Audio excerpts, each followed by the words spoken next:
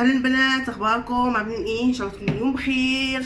كيف تشوفوا معايا جايبه لكم غساله مواعين ممتازه، يعني مفيش كلام بعد ده.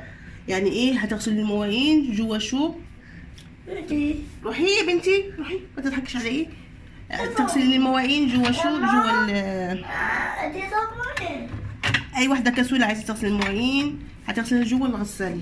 مش مسؤوله لو اتكسرت، لو اتكسر شيء مش مسؤوله. لو جوزك طلقك يعني كسرتي المواعين بتاع المطبخ اكيد هيطلقك يعني. كسوله وعايزه تغسل. انا زي ما قلت لكم مش مسؤوله لو جوزك طلقك. كسلانه وجوك ضيوف وعايزه سميتو زي ما شفت الحمامه اللي في الفيديو، مطلعه لي المواعين مشطفاهم في المطبخ، مشطفاهم تشطيف يعني عشان ايه لو في بقايا طعام او اي شيء شايلاهم. وجايه ايه حاطه لي سميتو في سله، في سله باسكيت بتاع المواعين، وجايباهم حطاهم في الغساله ولف عليهم الغساله. الميكروبات اللي في الغساله كلهم يا بنات اول حاجه هتيجي ايه على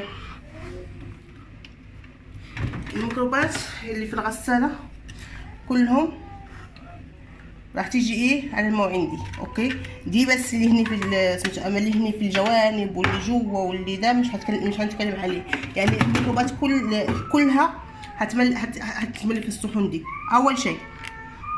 ثاني شيء يا بنات، يعني هو اني ايه اعملهم في المطبخ، اشطفهم واجيبهم واعملهم في السله، استفهم في السله واجيبهم للحمام. يعني هاخد وقت. ما انا كده كنت خلصتهم وانا شطفتهم وعملتهم مسحوق وطلعتهم.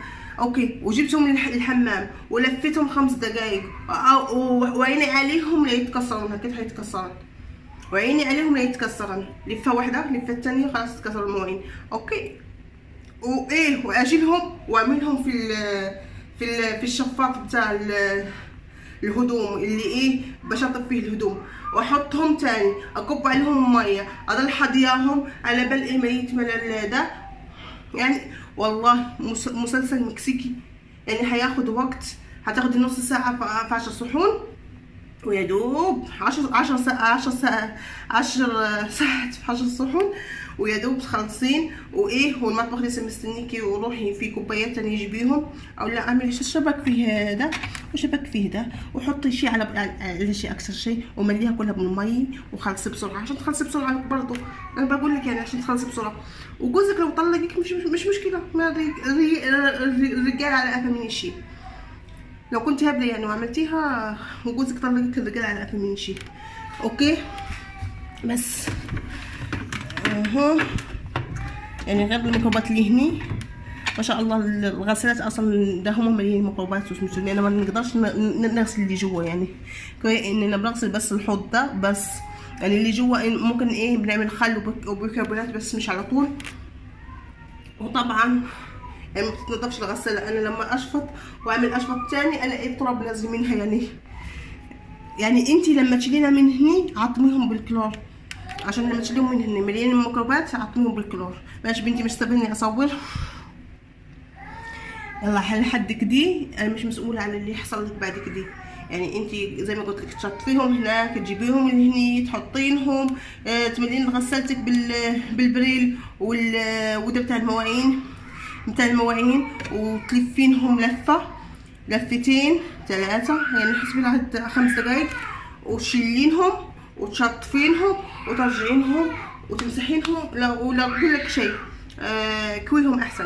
يعني امسكي برضو مكوايه وكويهم هيكون احسن. والله بالنسبه لي انا اضمن لك يعني ايه لما تكويهم هيكون احسن. وانا مش مسؤوله من المنظر ده، بقول لكم مش مسؤوله لو جوزك طلقك يا ماما. باي. بس للتوضيح، بس لو المواعين ما تكسروش يعني يتبنوا جراثيم. انا بس دي كنصيحه من الفيديوهات اللي بتستفزني بحكي عنها. بس يعني في ناس، يعني في مراهقات، في ناس عايزين يتخلصوا من المواعين باي شكل. ودي بس نصيحه لكل البنات، وبالتوفيق لكم جميعا.